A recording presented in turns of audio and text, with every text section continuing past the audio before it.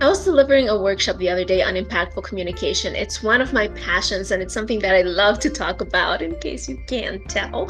But the thing is, at one point, I was talking about the elements that are required for impactful communication to take place. And right as I started working on that particular set of information, a question arose, which I often find myself responding to. And I figured it might be nice to address it here on Sincerely Speaking so that you can benefit from the questions that many of my workshop attendees and clients ask me all the time. And the question centered around the fact that authenticity is one of the key elements for impactful communication. I work with a lot of leaders who are also introverts, and I work with a lot of leaders who can have blocks between their communication, what they're intending to communicate, and what their teams hear or what happens in that interaction with their teams. I also work with a lot of business owners and entrepreneurs who feel like they have to imitate someone else in order to be effective in their communication as entrepreneurs, in order to be able to market themselves effectively or be able to put themselves out there in a way that attracts clients and that brings business in.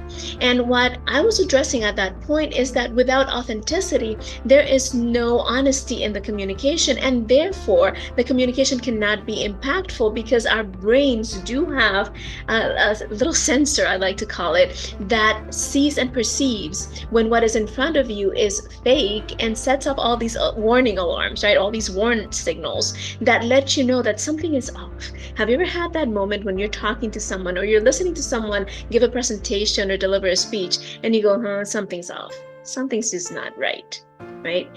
Chances are that person is not being authentic at that time, and your little sensor in your brain is detecting the fact that there's something that is not quite a match, and so it's setting off all these alarms. But what I wanted to do today was help all of us understand that while authenticity is in fact crucial to any kind of real interaction between you and any other human being, whether that is in business, in sales, in relationships, in your family, in whatever case may be. But anytime you're interacting with another human being, authenticity is essential for that communication to be effective, and especially if you want it to be impactful.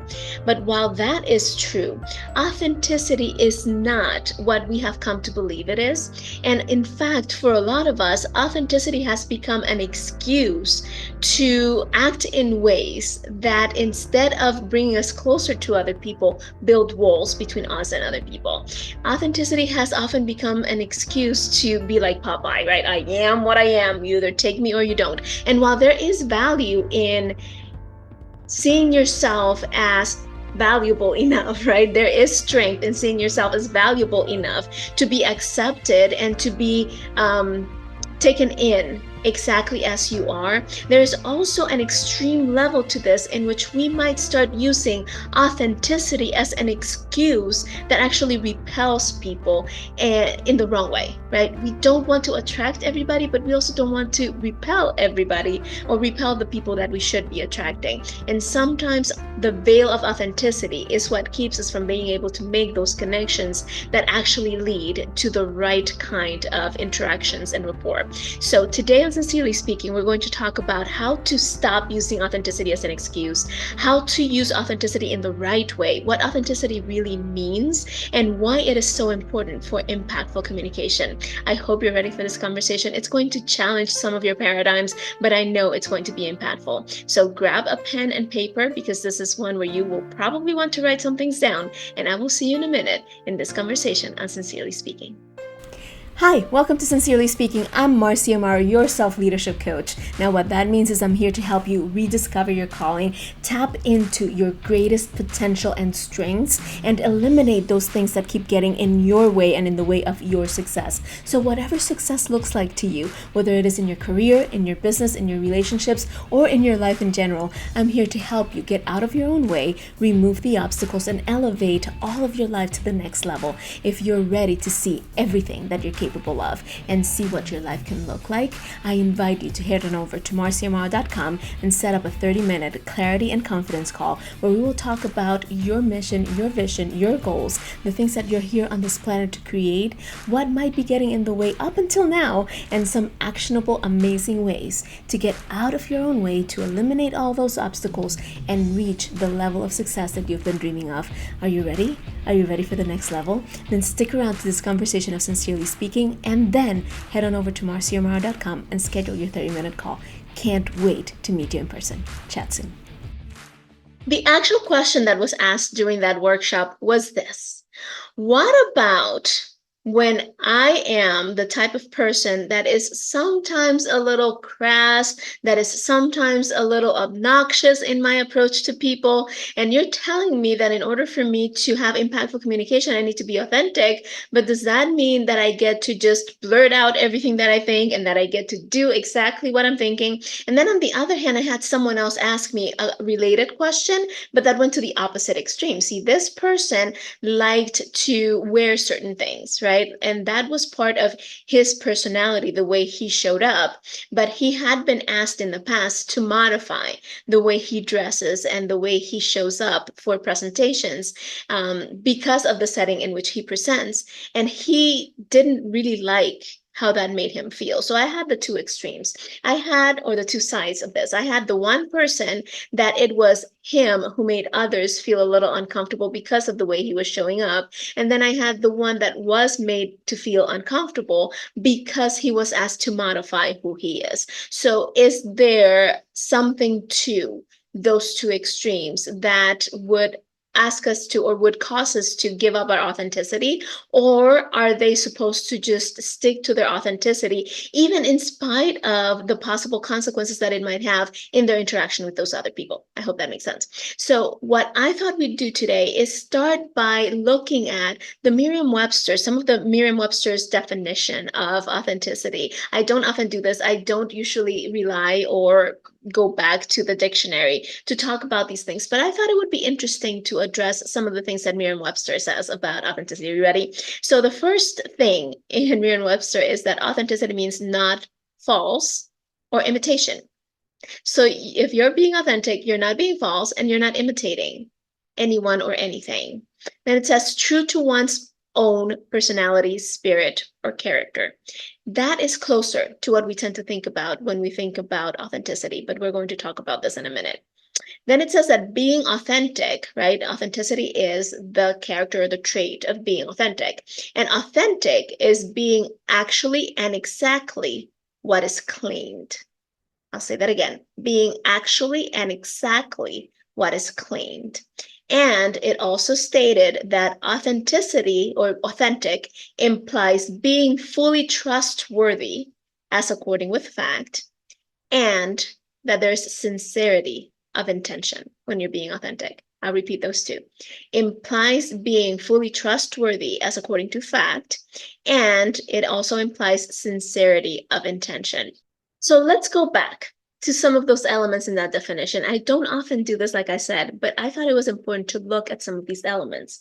Like the fact that it's not false or imitation, you are not pretending to be someone you're not, and you're not trying to imitate or be like anybody else. That's part of authenticity, right? It's knowing where you start and the mentors or the role models that you have finished, and knowing how to be yourself, even in the midst of recognizing that there's people that you get to model, that we all model somebody, that we're all bits and pieces of the important people in our lives, right? And that none of us come from a vacuum where there was nothing influencing or nurturing who we are. But at the same time, knowing that we get to a space where we should be able to recognize what parts are us and what parts aren't. And we get to, without falsehood and without imitation, show up as us, not as a copy of someone else, right? Not as a carbon copy of anybody else.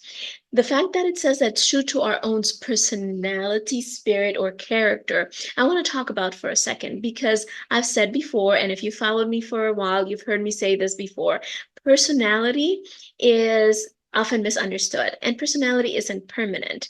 And we're going to talk more about this later, but I would hope that if you stop and you think about what you were like even 5 years ago, you will recognize that there have been some shifts and changes, some evolution in who you are, the way you show up, your personality, your character, your spirit, and that you'll be able to not just recognize those shifts, but value and validate those shifts as important, as necessary, as a huge part of growing and getting to the next stage, right? Getting to the next season of your life. I am approaching a part of my life that I have never experienced before, and that's true for all of us. And so as I enter this new season, I hope that I can take some of the lessons and some of the things that I've learned from the previous seasons, which in this case now have been quite a few, right, and apply them to being an even better, even more improved, and even more satisfactory version of myself, so that I can just look at myself and be proud of who I am and who I've become. If I was stagnant in being the same personality exactly now as I was 5, 10 years ago, I would have to question, what have I done with the experiences? Have I wasted all of the lessons learned? Have I wasted all of the interactions, all of the dynamic things that have happened in my life? And if that's the case, then what's the point? Right? So it's important to understand that while we do identify with certain personality traits or certain personality types, while we do in the progress of being human and living, accept and take on some labels that we use to define who we get to be, that is not the end all be all. And we will talk more about this later. But what I would love for us to center around, right, is the part that talks about being fully trustworthy and having sincerity of intention. Being fully trustworthy and having sincerity of intention. If I'm fully trustworthy with myself and with others, then I'm being authentic because I'm being the person that I know I can trust to be without anything getting in the way, like me having to remember who I said I was going to be, or me switching gears from one person to the next on the spot in the spur of the moment because I am pretending to be something that I'm not, right? So that level of being trustworthy and showing up as as fully trustworthy in fact, right? The facts don't, there's no disconnect between the fact and the behavior. There's no disconnect between the words and the actions. There's no disconnect between the way I show up today and the way I will show up tomorrow. There's no disconnect. There's still a recognizable essence, right? Which is that sincerity of intention. I know how I'm showing up. I know what I want to bring forth, and I know what I want you to perceive from me. And therefore, there's that sincerity of intention in the way that I show up and in the things that I do, the things that I say yes to, the things that I say no to, the things that I recognize as being something that I would do or something that I wouldn't do. And that is a big part of the gauge, right? So as we move forward, let's talk a little bit about what authenticity is not and some of the things that we might be confused around when it comes to authenticity. And the first thing I'm going to say is that authenticity is not being the same, right? Authenticity and same are not synonymous. They're really not. And a lot of us think it is, right? Like if I'm being authentic, then like I said before, I'm the same no matter where I am, no matter who I'm talking to, I'm exactly the same. But think about that for a second. If I was exactly the same with my husband as I am with my clients, would that be appropriate? Would that be authentic? Not really, because with my husband, I have developed a certain vulnerability and a certain sense of intimacy that I don't have and will never have with any of my clients or anyone else other than him. So I have to authentically be different when I'm with my husband than when I'm with my clients or even when I'm with my kids. And my daughters and I have a very tight, neat, intimate relationship as mother and daughters, but it's not the same, and it wouldn't be appropriate for it to be the same level that it is with my husband or at the same in the same type of interactions, right? I don't act the same with him as I do with them, with my daughters. I don't act the same with my daughters as I do with my clients. I don't act the same with, I don't know, if you have a boss, you don't act the same with your boss as you do with your colleagues. And that is true, and it's good, and it's effective, but it doesn't stop you being authentic. You can be authentic and still treat people in accordance to the type of relationship that you have with them and that you have built with them. Because throughout your interactions with them, you are showing up authentically for the level that you're with them. You are showing up authentically for the type of intimacy and connection that you have with them. You're showing up authentically for the type of vulnerability that you have developed and trust. You're showing up authentically for how well you know them. So there's a difference in the way that we show up.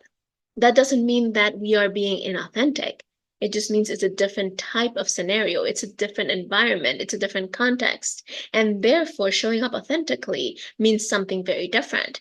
If I show up authentically at work, for example, right, that means that I know what I'm there to do, I know how to do it, and I put in the elements of my personality that suit that particular environment. That doesn't mean I'm going to go in and be as open and as vulnerable and as intimate with those people as I am, for example, with my siblings, or as I am, for example, with my best friend. There are different levels of interaction. And so being authentic doesn't mean that I'm going to be the same. And even with my kids, I tell them this all the time. I love them the same amount, but I treat them differently because they're different people. My youngest is all cuddles and hugs and kisses and just physical touch, right? My oldest is not. My oldest is about having deep conversations and about being heard and about being treated as someone who can think, someone who has opinions, right? And so my oldest and I, when we are being intimate in that respect, like when we are bringing our relationship deeper, we have all sorts of deep conversations about politics and religion and work and the future and success and all these things. When I'm with my baby, my youngest, she's not a baby, she's 14, but when I'm with my youngest, we don't have those conversations. We have cuddles and kisses and just cute little talks about how cute she is and how much I love her. I love them both the same amount, but I love them differently. And I'm being authentic with both. I'm just knowing and understanding what they need from me at that time. And I'm also knowing and understanding what I'm willing to give and what I'm not, right? I would not be willing to maybe have certain, no, I can, that's not a good example, but I might not be willing to do certain things, right? I was going to say that I might not be willing to have certain conversations with my oldest, but at this point, she's an adult. We have conversations about anything, and I'm willing to talk about anything. But when she was younger, I wasn't willing to have certain conversations with her because I didn't think they were appropriate, right? And so being authentic at that moment meant withholding from those conversations. Being authentic at this moment means being open to those same types of conversations. And that's a really good example because I'm still being me, I'm still being authentic, I'm still being mom.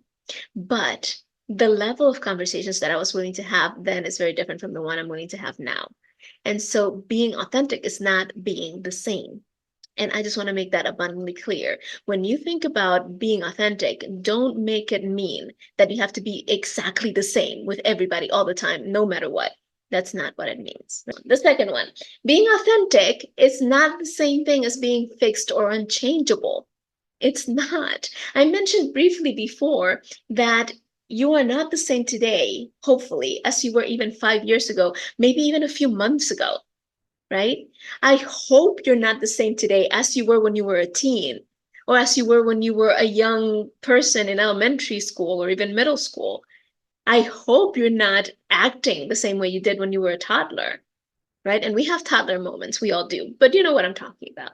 We have changed, we have evolved, we have grown, right? So authenticity is not a shackle, a death sentence, or perpetual um, a perpetual way of being that is not flexible. It's really not. You're not supposed to be exactly the same today as you were yesterday. That's having a very fixed mindset. And if you don't understand fixed versus growth mindset, go study Carol Dweck for a little bit. Her book is called Mindset. I recommend it highly. There's tons of TED Talks and stuff about it, but go look it up. We're not supposed to have a fixed mindset that says, well, this is who I am. This is the way I've always been, and this is the way I always will be. There's no chance for growth. If that were the case, then we should just shut down all the programs that help addicts recover. We should just shut down all the anger management classes. We should just shut down all the schools for that matter. And we should just let people be and just accept that the way we are is the way we are and we're never going to change and it's fixed and it's done. But because we know that we can grow, because we know that we can change, because we know that there's another way that we can act and that we can be, then we have all these transformational programs. Then we have coaching. Then we have schools. Then we have programs. Then we have rehab centers. Then we have all of these things available because we understand that there is potential for change and for growth and for transformation. If we didn't believe that, then what would be the point of having all those things? What would be the point of doing anything really if we're going to just stick to the same old story and be the same old way and never grow and never progress and never change and never alter? It's pointless. Then being authentic is not the same thing as being fixed, as being cemented, and as being unchangeable. That is not the same thing. Number three, being authentic is not the same thing as justifying any and all behavior, right? You are not justified in mistreating someone because that's who you are. You are not justified in retreating from possibilities, from opportunities, from challenges, from obstacles. You are not justified in giving up or giving in. You're not justified in bulldozing or becoming a floor mat because that's your authentic self. Being authentic is not justifying those things. It's not sitting back and going, well, that's just the way it's going to be. That is ridiculous. It is not justification for behavior that is not going to support you, your dreams, your calling, what you're meant to do in this world, or that is going to keep you from supporting someone else, right? So what we're going to stop right here, right now, and I would love a commitment from you, like write a comment that says, I commit, or that says, I accept, one of the two, whatever feels better for you. But commit with me right now that we are going to stop using authenticity as an excuse, as a justification, as a reason to not try, to not evolve, to not be considerate with someone else, to not be open to growth and to change and to become inflexible in the way that we show up. We're going to stop using authenticity as an excuse to just stop trying or to stop believing that there's another possibility. We're going to stop using authenticity as an excuse to stay where we are and then blame everyone and everything else because we're just being ourselves. And then the rest of the world should just accept the way we are and cater to the way we are. Imagine if everybody assumed that kind of posture. And unfortunately, a lot of people do because they buy into the wrong definition of authenticity, because they buy into the wrong notion of what authenticity is. And they think authenticity means precisely, I am what I am, and you better accept it or go away. And again, while there is some worth and some value in valuing yourself, right? And in loving yourself enough to not want to give in to every whim and everybody else's opinion of who you get to be and what you get to do. There's also a lot of value in understanding that, yes, you are who you are, and you were designed to be you and not anybody else. And you should not try to imitate or be like any other people. But there is growth to be had. And there is evolution to open ourselves up to. And there is growth ahead. And there are more possibilities for who we are in who we are, right? So here's what I would love to suggest. And I'm reminded right now of, I don't know if you've seen the movie Mulan. It's a very old movie. And they're actually, I think they're making the live action now, or they did the live action. I just haven't watched it. That's what it is. But anyway, Mulan, the Disney cartoon. Go watch it if you haven't. It's very old. But there's a song that she sings where she is questioning some of the things that she's being asked to do and what she really wants to do. And she looks at herself in the water at one point and she says, when will my reflection show who I am inside? Right? And authenticity has a lot to do with that, with being able to project outwardly who we are inwardly, being open to sharing with others what we usually keep hidden inside of ourselves, being in a position to be who we are, even in the face of possible judgment and even in the face of possible rejection, knowing that, like Dr. Seuss said, the people who care don't matter and the people who matter don't care, right? So what are we going to do about this? Well, the first thing is I'm going to invite you to think about the pivotal moments in your life and the lessons that you learned in those pivotal moments. And here's why. Vicky's a neighbor who is an amazing person, and I had the chance to interview and chat with a couple of years ago. She wrote the book Authenticity. Go check it out. It's really cool. But one of the things that she mentions in her book is that pivotal moments in our life help us rediscover our authentic self. They help us bring out those things that have become an ingrained part of who we are and how we're showing up today, right? And they are key in helping us rediscover the us that we might have suppressed or hidden because we were trying to conform to everybody else, right? And just to be clear, that's not what I'm talking about. I'm not talking about conforming to everybody else, but we will talk more about that in a second. But the first step in reclaiming your authenticity in the most positive sense without using it as an excuse is to go back and revisit those pivotal moments that you've had in your life and the lessons that you've learned. Now, what do I mean by pivotal moments? Those moments when you think about them, you know that you were not exactly the same after those moments, good, bad, or in between. You know they shaped you. You know they changed you. You know that after those things happened, you were wiser, smarter, or you were harder and more broken, right? The good, the bad, and the ugly. But stop and think about what are those pivotal moments that you keep going back to, that you keep remembering, that keep bubbling up when you think about why am I the way I am, right? And I don't typically invite the question why, but stop for a second and think, okay, what things have happened in my life that have allowed me to become or that have moved me to become the person that I am? And think about what those lessons are. And then think about how they make you feel. Not that I believe in being fully driven by feelings either, but how do they make you feel so that you can start figuring out which ones are you going to hang on to and which ones are you going to let go of. And if you're not sure how to let go of those things, here's the invitation, right? Think about when you look at what you aim to be, the person that you aim to become, the person that when you think about in 5, 10, 15 years, you think about, oh my goodness, this is who I get to be. This is my full on, amazing, most wonderful self that has the strength, the power, the courage to do whatever I know I get to do. And that doesn't let anything hold her or him back. What does that person look like?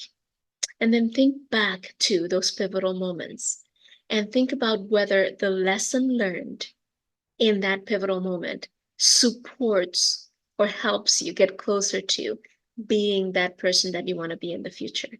If the answer is yes, hang on to it. If the answer is no, how can you change it? And you're going to say, Mars, it's in the past, I can't change it. You can't change the circumstance, but you can, in fact, change the meaning you attach to it. You can change how you see it. So if it's something that is not supporting the person that you get to be in the future, then how can you reframe it? How can you see it differently? What new meaning can you give it? What new lesson can you learn from it that is going to be helpful for you to become the future you that you envision, right? And it's still you, it's just a better version of you, right? So that's the first one. Go back and revisit your pivotal moments and the lessons that you learned and filter them through the person that you're working to become, the person that you know you want to be in a year, 5 years, 10 years, and see how you can add a meaning to each lesson that supports you becoming that person. Make sense? If it doesn't, Write me a comment and I'll explain. The second is ask yourself, how do you want to show up in any given circumstance? How do you want to show up? Here's something that I've learned, and you might resonate with this. We often think that dreaming about being or dreaming about doing something is a worthless exercise, right? It's like an invitation to being discouraged or being disheartened or not being to accomplish certain things. It's an invitation to frustration or disappointment. But here's the reality of it. When we have a dream that won't go away, that dream is actually a peek into your destiny and the person that you can be. It's actually a peek into your design, your calling, the way you've been created. And so looking at how you want to show up in any given circumstance, it's actually a glimpse into who you get to be and how you get to show up authentically. So stop suppressing that dream version of you and start looking at, okay, why is this appealing to me? Why do I want to show up this certain way? What do I think would end up being different if I did? And how can I start moving towards that today? If I already was that person, which I am, then how would I show up for this particular situation? How would I respond to my boss who's driving me crazy? How would I respond to that client that keeps ignoring me and still wants the results? How would I show up to that conversation with my spouse that has been so difficult to have? How would I show up to give some advice and some suggestions to my kids? Right? You are that person. It's just you haven't reached that level yet. But think about it. If you're dreaming about it, if it's pulling on your heartstrings, if it's something that you know that you've been thinking about forever, then there's something in there that you get to be. And you get to look at that and start thinking about, how do I show up that way today? And then finally, I'm thinking about Michael Jackson, The Man in the Mirror, right? Remember that song? I'm talking to the man. I'm not gonna sing. Anyway, but think about the man or the woman in the mirror, and that is your main filter. If you're about to do, say, or behave in a way that would cause you to not recognize yourself in the mirror, that you can see yourself kind of like in a movie doing the thing, and you're like, yeah, that's definitely not me. That is not something I would ever do. That is not someone I would ever want to show up as. That is not someone that I would ever want identified with myself. Then guess what? That's not authentic. You don't do it. And that was actually the bottom line of the response I gave at the workshop was, if you can look at yourself in the mirror, complying to what you're being asked to do, and or treating that person in a different way, then go ahead and do it. It's still you. It might not be the most common version of yourself that shows up, but it's still you. However, if you picture yourself doing it and you're like, yeah, no, you feel so uncomfortable that you don't even recognize yourself. You try to look at yourself in the eye, in your eyes in the mirror, and you're like, nope, can't hold my own gaze, can't hold my own stare. Then that is not something that you should give into. You should always be able to recognize yourself, either the current self that you are or a better version of yourself. If that doesn't happen, then it's not something that you get to do. But stop using authenticity as an excuse to be less than you get to be. Stop using authenticity as an excuse to not treat people the way they deserve to be treated, or the way you would want to be treated if you were in their place. Stop using authenticity as an excuse to think that you're inflexible and that you have to be the same no matter where you are. Yeah, people should know what to expect when they see you. And you should act in a way that is congruent with the whole of who you are. And that doesn't make you or anybody else looking at you doing that feel uncomfortable or cringing, like the kids say. But as long as you can still look at yourself in the mirror and recognize who you are and feel comfortable with who you're being, then that's either you now or a version of you that is still evolving. And it's okay. Just stop using authenticity as an excuse to stay where you are. Stop using authenticity as an excuse to be offensive. Stop using authenticity as an excuse to be inflexible. And stop using authenticity as an excuse to put yourself above other people. We good? So, just to recap a little bit, you get to be you. And the world needs you. They don't need two of anybody else. The world needs you, the one you, with the best version of you. And in order to do that, we get to stop using authenticity to mean that we are the same with everybody, or that we are completely inflexible, or that there's no way that we can evolve, grow, or change, or that we just are who we are and you either accept it or you take a hike. Because there are times when we get to evolve. There are times when we get to grow, and there are times when we get to change. And that, my friend, is the beauty of it all. I hope you have found as much value and impact in this conversation as we found in creating it for you. If you have, then go ahead and share this with someone else in your life that you know might find it valuable. And in the meantime, don't forget about my offer to head on over to marciamaro.com and schedule your free 30-minute clarity and confidence call. We will talk through all your dreams, all your plans, all your goals, the things that might be getting in the way. And if it makes sense for both of us, I might invite you to join me in one of my programs or one of my coaching packages, but there's no obligation, and I promise you that this will be the best 30 minutes you've spent in a long, long time. So again, head on over to marciamaro.com, set up that time to chat, and I will see you on the other side. And in the meantime, share, subscribe, like, and I will see you next week here on Sincerely Speaking. Thank you.